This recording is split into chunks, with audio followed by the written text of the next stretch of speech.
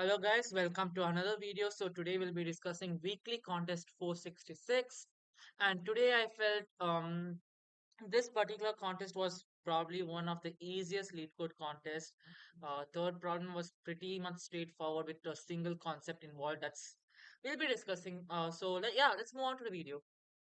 So this is the first question of a LeetCode contest, weekly contest for 66. Minimum operations to equalize array. So first of all, what does the question say? First of all, they are given an array nums. Okay, we are given an. Let's say this is the array nums, right? Now we'll have to minimize the number of operations to make all elements equal. So what is this operation? The operation is nothing but you choose a particular subarray. Let's say we're going to choose 1 comma 2 comma 3 over here. Once you choose the subarray, you'll have to AND all the elements in it. Let's say you AND it and you get a value x, and here x is going to be nothing but 0 because 1 and 2 and 3 is nothing but 0. So you get 0 as the value. Now you'll have to convert all the elements of the subarray which you chose to that particular value x, that's 0. So now the subarray, the entire array will become 0 comma 0 comma 0 comma 4 because you choose 1 comma 2 comma 3 as the subarray. So you have to convert all the elements in that subarray to that ANDed value of all the elements. Now what they expect you to do is to minimize these number of operations. How do we do that? So from this, one thing is pretty clear. Any number of elements you AND, any number of elements, you always get one single value x, right? And anyways, the biggest ease down on the problem is they are saying to convert all the elements of that subarray to that value x. So how do we now minimize the number of operations? Instead of choosing the subarray, we can we are basically choosing the subarray, but we can choose the entire array as a subarray. So when we choose 1 comma 2 comma 3 comma 4, the entire array is subarray and all the elements will become x. And since all the elements are becoming x, aren't all of them equal? So the total number of operations which always at max takes you is 1 because you're going to minimize the number of operation and can take the entire subarray, that's the entire array, and perform AND operation for everything, converting all of them to x. So at max it's going to take 1. So this is a simple algorithm. You basically run a loop from 1 to n, and the thing is you don't even need to AND it. You just have to check if all elements are equal or if all elements are not equal. Why? Because if all elements are, even if a single element is not equal, you surely have to AND all the elements, right? Which is basically like checking if one single element is different in the entire array. Now what if all the elements are equal? Let's say 5 comma 5 comma 5. Well, the answer is going to be 0 because all elements are already the same. You don't need to perform any operation. So you can directly return 0. So that's the basic algorithm behind the question. You just check if each and every element is equal or not. So that's pretty much it. All equal, return 0, else return 1. Dive into the code base. So here it is. We run a loop from 1 to n, and then we check if each and every element is equal. If not equal is found, then we return 1, else we return 0. So it should work, and we run it, and yep, it runs. Let's just submit it now. And yeah, all set, it works. So here's the next question. You're given a string s, and your aim is to return the minimum number of operations to convert all the characters to a. So let's say you're given x, y, z as the string. You'll have to perform certain operations on it such that all characters get converted to a. So this is what you want to achieve. And what is one operation? One operation is nothing but you choose a particular character. Let's say it was x, y, y, z, okay? So you'll have to choose a particular character. Let's say I'm choosing y. I'll choose all occurrences of y. Since there are two y's over here, I'll choose this entirely. And I'll convert it to the next character. So we know after y it's z. So the and so the string would become x, z, z, z. So this is one particular operation. Like that I have to do for all the non-A characters. All the non-A characters until entire string becomes AAA.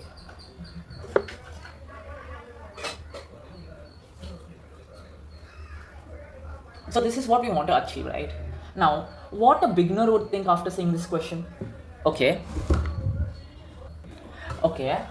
I'll have to convert all the characters to A. Let's say the string becomes like x, y, y, y, z. I would first take to the character, I'll convert everything, I'll insert, I'll change all the characters, and you would do such a tedious operation which is not really necessary, and at cases it might not even work. First of all, the most brute force approach would be to sort it entirely. So what will become? It would become x, y, y, z, and then you'll have to convert all the characters one by one. So it will become y, y, y, z, that's one operation, and then it would become z, z, z, z, z, that's one operation, and then again a, that's one operation. So what's the time complexity of this brute force approach? It is n log n into, I'm sorry, it's plus n log n plus 26n y, n log n for sorting the entire string, and at the worst case it would take you 26 times to change the entire string to that particular next character. Now first of all, you might wonder, okay, now so you're saying we'll have to sort it, but why are we sorting it? So the entire logic lies in this particular understanding of getting the minimum character, not exactly sorting. So if z, y, x, b, c was a string, when we sort it, we'll get something like b, x, b, c, x, y, z, right?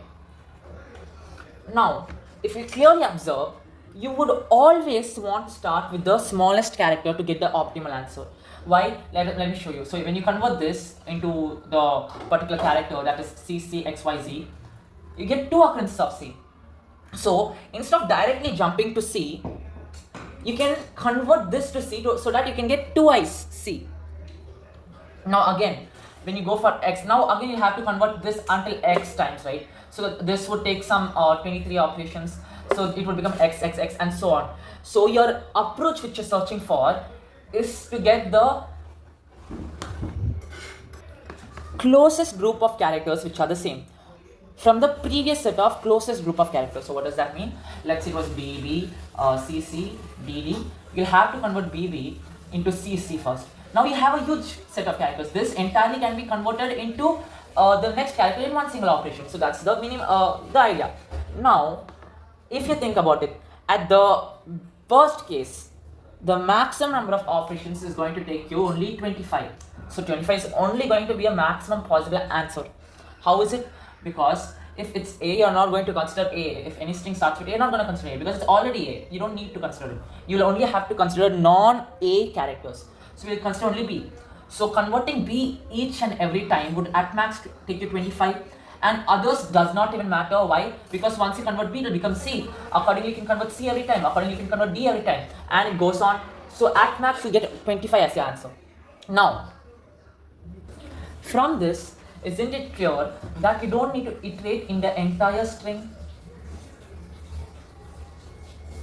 You only need to find the minimum possible value in the string, the minimum, the smallest, lexicographically the smallest character in the string. Why? You can directly convert it to the possible A character, that is 26 minus that character. So ordinality of B, that is the second character. So it would take you 24 plus 1 for the current character, so it would take you 24 plus 1, 25 operations. Why? Because B to C will take 1, C to D, and so on will take you 25 operations. So that's the basic logic. We'll have to find the minimum character, subtract it with 26 and add 1. So that's the answer. Let's move on to the algorithm. So here M will keep a track of the minimum character found so far. So initially, let's assume Z is going to be the character, and we'll keep a track of A. I'll tell you why, the count of A, and then we'll iterate over the entire string.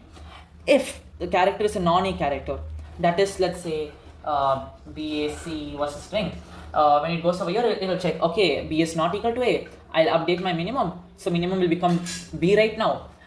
Then again in next iteration will go to A. It's like, oh, it is equal to A, so it will go to the else condition and it will update the count of A. Now why are we doing the updating the count of A? Let's say you get a string like A, right? It's already an all A string, so you don't need to perform any operation should be 0.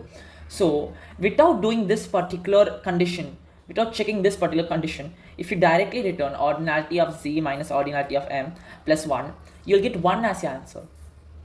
So that messes up the logic, so that's why we'll return 0 directly if we find that all the characters inside the string is A. And then accordingly we'll perform this particular formula over here. That is, you can make up your own formula with this. I have simplified it. Instead of by hearting the ASCII values, you can directly do ordinality of Z minus ordinality of M. So let's say if B was the character, it will accordingly subtract and give you the proper value. That it would give you 24 because it's 0 based indexing, right? That's why you have to add 1 over here. So 24 plus 1, 25, that's the right answer. So let's dive into the code base. So that's we initialize C to count the occurrences of A, and M that stands for basically tracking the minimum, as I mentioned earlier. We run a loop and we check if it's the current character is not equal to A. If it's not equal, we update the minimum character accordingly. Else we'll just update the value of C, which means the character is A, so we'll just increment the count by 1. And then as I mentioned, the formula, we'll just return the basic formula as I mentioned. And 1, you might wonder, 1 is basically for 0 based indexing, right? So that's why. So here's the next question. So you are given an array. Let's take the direct test case, that is 2, 5, 3, 1 and 4. Now you'll have to find the number of subarrays such that the minimum, let's say we're going to choose this subarray, right? 2, 5, 3. Now we'll have to find the minimum of the start and the end of the subarray. So here the minimum is 2, minimum of 2 comma 3 is 2, and this minimum should always be greater than all the elements in between it. So 2, the maximum of all these elements is 5, right? So 2 is not greater than 5. So it's not a valid subarray. Let me show another example.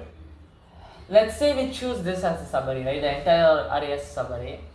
The minimum of 2 comma 4 is 2. Now this 2 should be greater than the maximum of all the elements in between the start and end of the subarray. So maximum is 5. Again, 2 is less than 5, so it's not a valid subarray. So how do we do it then? Let me show another example. 2, 5, 3, 1, 4. Now here 5, 3, 1, 4. Let's say we take 5, 3, 1, 4. So the minimum over here is 4 and the maximum in between them is 3. 4 is greater than 3. So this is a valid subarray. Similarly, when you take 3, 1, 4 as a subarray over here, minimum of 3 and 4 is 3. 3 is greater than the maximum of elements between it. So 3 is greater than 1. So the valid subarrays found so far is 5, 3, 1, 4 and 3, 1, 4. So these two are the only subarrays which are possible. Now, how would you do this question? So first approach would be a brute force approach.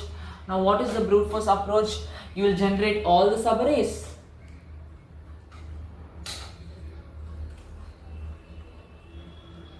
And then you check for each and every subarray. If the start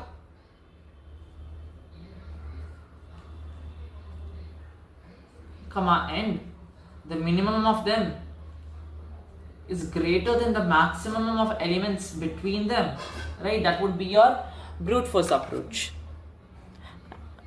Now what would be the time complexity of brute force approach?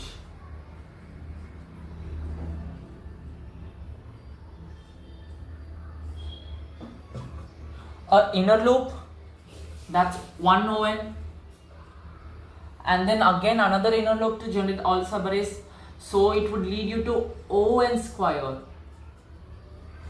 and space would be it would actually be O1, depending on how you implement it. Worst case, if you're implementing a very near brute force approach, it can also be on. So this is the time and space complexity, and this surely wouldn't work. It might work for around 100 to 200 cases depending on the size, but since the constraints say that size of the array is between 10 to the 1 to 10 to the power 5, so 10 power 5 would lead you to 10 power 10 in O(n) square, and it obviously would fail for 10 to the power 10 size of array, because O(n) square would only work at max for 10 to the power 5. So now how do we optimize it?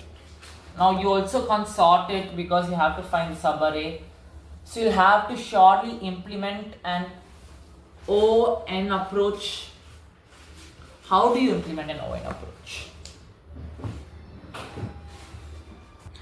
So one thing is pretty clear. And this thing is called a bowl, right? Because that's what the question says. This is called as a bowl. The subarray is called as a bowl. So how do you find a bowl? We find a bowl when the elements inside it have a greater element both towards its right and both towards its left.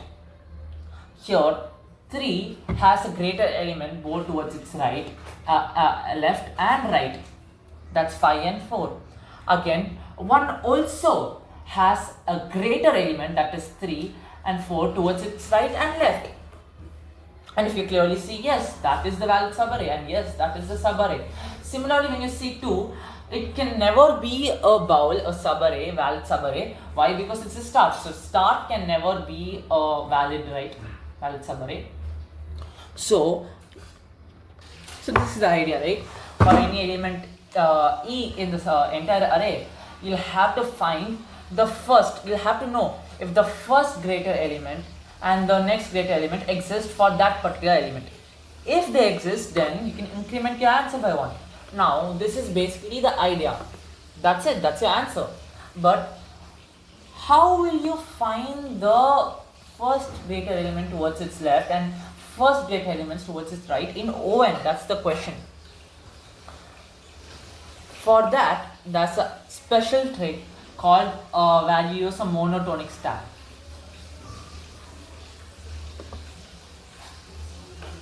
I would suggest you all to watch a special video on monotonic stack. There's a special LeetCode problem for it as well, called as the next greater element.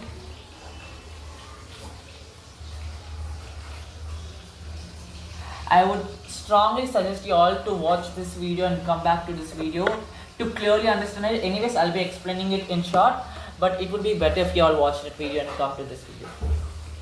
So how do you implement this idea, right? Now let's say I want to first find the next greater element. That is, for a particular element over here, I would want to find the closest next greater element, right? So for 2 it's 5. So it would become like, for 2 it will be 5. For 5 there's no next greater element, right? So let's keep it as x for now. As in there's no particular element which is greater than 5. Then for 3 the next greater element is 4, and for 1 the next greater element is 4 again. For 4 there's nothing because it's the end of the array. So x. So this is basically the idea. But how do you implement this idea? And that's exactly where the monotonic stack comes into play. Now, instead of finding the next greater element, instead of iterating like in a forward direction, we will iterate in a backward direction. Why is it so? Because when we iterate from backwards, we'll keep a track of all the maximum characters continuously. So in case if I find a character x over here, right, I can check in the stack if there exists an element, because we know stack follows the last in first out architecture, right, principle, right? So the last in element would be this. So that's the closest element. We'll continuously check if that closest element is the next greater element. If it is, we will append it. If not, we will pop it. Yes, it is. We'll append it. So here it is. I'll explain it in even more detailed approach. So we know that this for the last element, for especially next greater element, finding the next greater element should not have any particular value because it's the last element, there's no element after it. So let's make an array like minus 1, minus 1, minus 1, minus 1, minus 1. Let's initialize an array of size same as nums with all elements as minus 1. Now let's iterate backwards and let's keep a stack also. Now 4 is that. Since 4 does not has any element particularly in the stack is empty right now. So we'll just move forward, and after we check the condition if it has or if it does not has, we'll append that element inside the stack. So it does not has, it will move on 4. No update will be done inside this. Stack's element is now 4. Now we'll check with 1. We'll check if the stack exists. Yes, the stack exists, and thus 1 is 1 greater than the latest element in the stack. Oh yes, 4 is greater than 1. So that's when we update the value 4. As you can see, 4 is the next greater element, so it's valid. Now we will update the value. Stack will become 4, 1. This is the top value, top of the stack. Now again we go to the next index. We'll check if there's a stack. Okay, there is a stack. Is the top value the greater element? Is it greater than 3? Oh no, it's not greater than 3. So we'll pop the value. So 4 is that. Is 4 greater than 3? Oh yes, 4 is greater than 3. So we'll append the value 4. And then again we will insert 3. So 4, 3. Now but wait, you might have a doubt, right? Few people might have a doubt. Okay, now that you're saying you'll keep a track of the next greater elements inside a stack, but you missed 1 over here, right? Shouldn't 1 be over here? So that's a valid doubt, right? That's the most common doubt people will get. So 413 should be the valid thing in the stack, but why is it not? So again, we are finding the next greater element. Let's say if a value x was greater than 3, or let's say if a value x was smaller than 3 over here, then obviously 3 will be the next greater element. So you don't even need elements behind it because all these elements are smaller than it, right? So you won't even need it. What if it's greater? Then you would continuously pop it. You won't need any value, and since that is greater, the previous element's next greater element value can be this. So it is valid. What we are performing is right. So currently 4, 3 is in the stack, right? Now we check 5.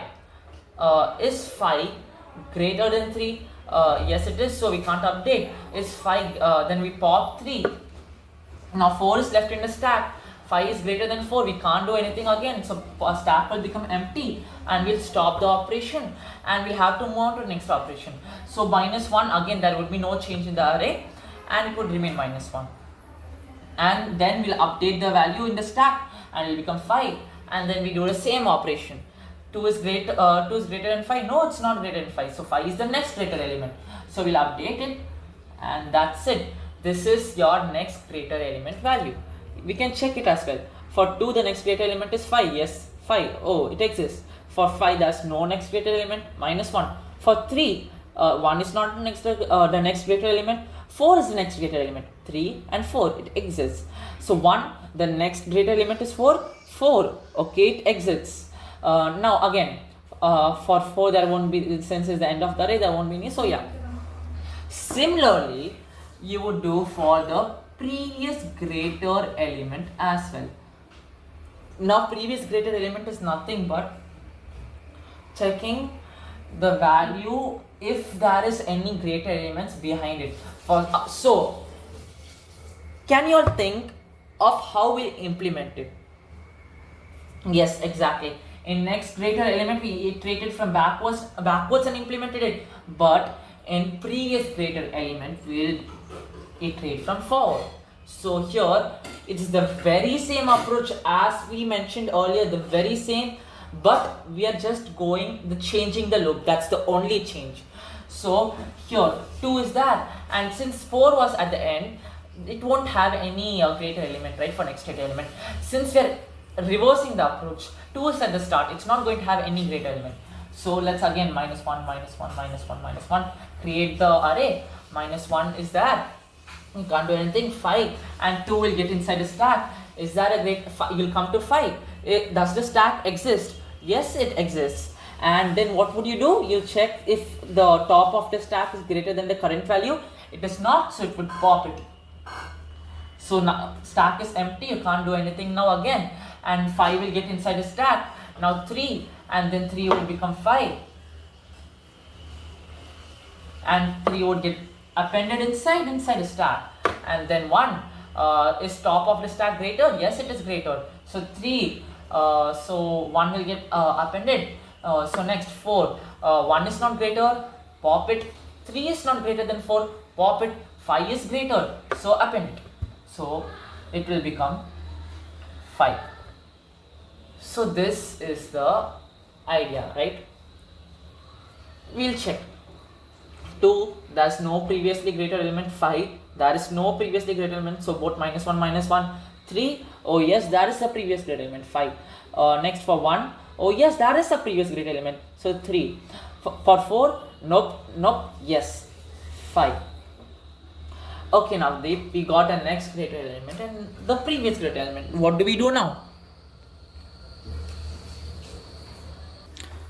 So here is our next greater element and previous greater element. Now you got these two arrays. What you got to do is just iterate inside the nums array. So what does these signify? So for this particular index, next greater element signifies there is a next greater element. Previous greater element signifies there is a previous greater element. Since 5 exists for next greater element, it means okay, that's next greater element, and that's minus 1, which means there's no previous greater element. So there is no particular subarray which starts from 2 whose subarray is valid. Why? Because minus 1 is over here. Same way for 5, there is no previous greater element, nor there's next greater element. So we move on. Next 3, oh yes, there is a next greater element as well as there is a previous greater element. So we update our answer by 1, we increment the answer value. It can be checked. 5, 314 is a valid one and 314 is a valid one. But why is 314 not given? Because 3 is a start over here. So likewise 4 and 3, for 1 there is a next greater element, there is a previous greater element, so again updated by 1. For 4, there is no previous greater element, but there is a next greater element, but that does not matter because both of them should exist, both NGE and both PGE. So we just check for each and every index if there exists both NGE and PGE. Exist, not exist, so skip. Does not exist, so skip. Exist, add. Exist, add. Does not exist, skip. So that's the entire logic behind this problem. So this is the entire logic. You create an NG and PG array, as I mentioned, that's the next greater element and previous greater element array. And then you run a loop from 0 to n. And for each index, you check if there exists both such values which are greater for that particular index in both sides. If yes, then you update the answer by 1, increment it, or else you just move on and then you return the answer. So the time complexity for this would be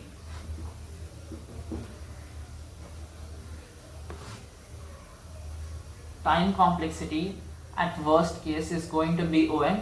Why on now? Because you're inserting inside a stack and popping it. So how are you saying it's an on time complexity? Yes, you're absolutely right. So that's like iterating inside the entire array is one on, and at worst case you would push the entire element inside the stack at worst case. So it's going to be on plus on, which is o to n, but we write it as, but we are going to write it as on. Okay, and space complexity again is going to be on. Why? Because we are storing all the elements. So this is the final answer. So yeah, let's dive into code base. So I have created two functions, NGI and PGI, both our next greater index, previous greater index. It's up to you. If you want to create an NGE, the element or index, it's totally up to you. And here this is the curse stack which I've used, which the stack is the monotonic stack which keeps a track of the next greater value, as I mentioned.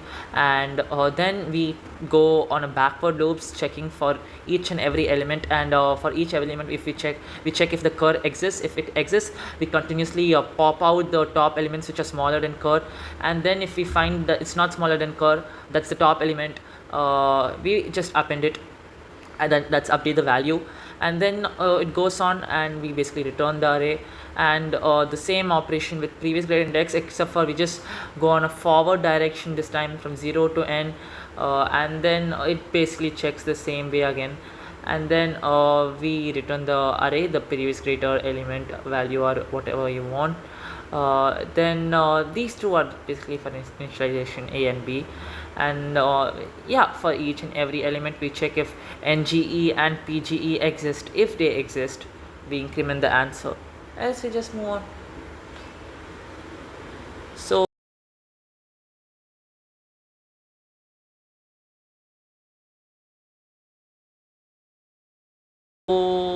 this should work, and let's run it.